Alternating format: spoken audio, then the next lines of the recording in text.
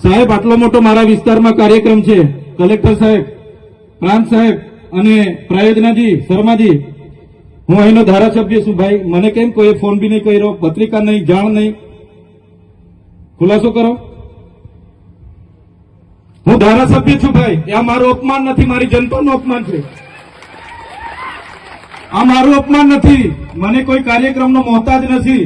મને પત્રિકામાં નામ આવે, મારી તકતીમાં નામ આવે તો જ ચૈતર વસાવા આવે એવું નથી. ચૈતર વસાવા નામ માટે હું નથી આવતો. મારા જનતાને મારા સરપંચે કીધું કે આટલો મોટો કાર્યક્રમ છે શિક્ષણનો, સાહેબ તમારે આવવું પડશે, એટલે મેં આવ્યો છું.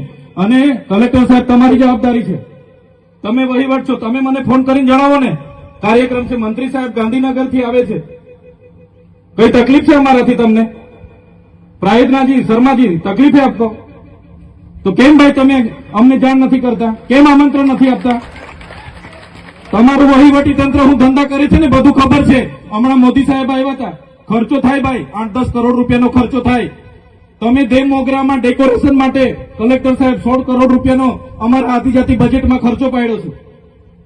તમે ત્યાં મોદી સાહેબના મંડપના સ્ટેજ માટે 15 કરોડના ખર્ચા કર્યા છે.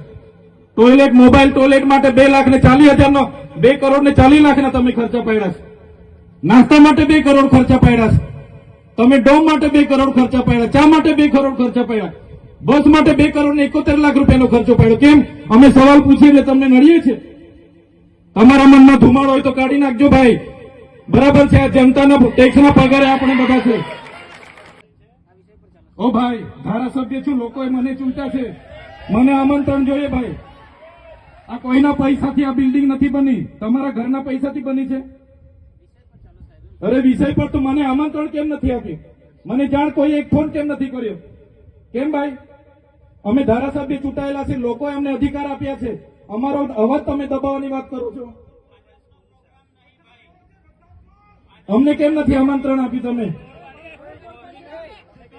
તમારે આમંત્રણ આપવું જોઈએ ને અમને. ઓ ભાઈ, બંધ કરી દેવાડો, મારા અધિકાર છે ભાઈ. તમે બંધ કરી દે એટલે આમંત્રણ કેમ નથી? બંધ કરી દે એટલે બંધ કરી દે એટલે